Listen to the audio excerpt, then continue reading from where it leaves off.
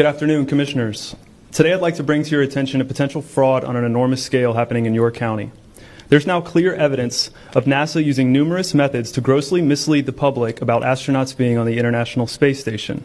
During interior ISS scenes from NASA's own live feed, the use of wires, harnesses, green screens, and virtual reality have been detected to achieve the appearance of a weightless environment. Examples of this include astronauts fading in and out of the screen, green screen glitches, grabbing objects that aren't really there, pulling on invisible wires, getting tangled in their harnesses, and even astronauts appearing out of thin air. This begs the obvious question. If they're really up there, why are they using Hollywood techniques to fake the footage? Now, unfortunately, I can't show you these clips in here today, but I will be sending them to you. Outside the International Space Station, during spacewalks, air bubbles have been recorded on numerous occasions. How is it possible for air bubbles to be present in the vacuum of space? I once questioned astronaut Scott Kelly about this phenomenon. His body language and answers only created more questions.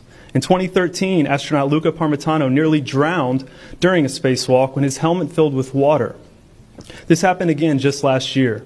Air bubbles, helmets filling with water, and drowning. Are they in space or are they underwater? Now, what's really interesting is that they train for spacewalks in an underwater pool with a complete ISS replica. Now, surely they aren't filming these spacewalks in an underwater pool and then editing them to appear if they're in space, because that sure would be something, wouldn't it?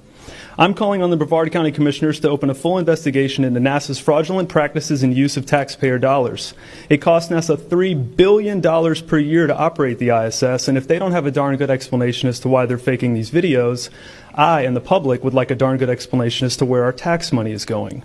And if they are indeed faking the funk, it is our duty to expose and eliminate this fraudulent and astronomically wasteful ISS program.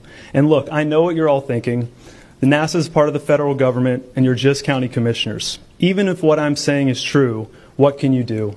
But let me remind you, not only is this happening in your county, as public officials, you have the platform and the ability to make a statement or hold a press conference, alerting the public, state, and federal authorities to investigate further. You have the power to start the conversation. Video evidence of everything I described today will be emailed to you all, and I truly hope we can get to the bottom of this.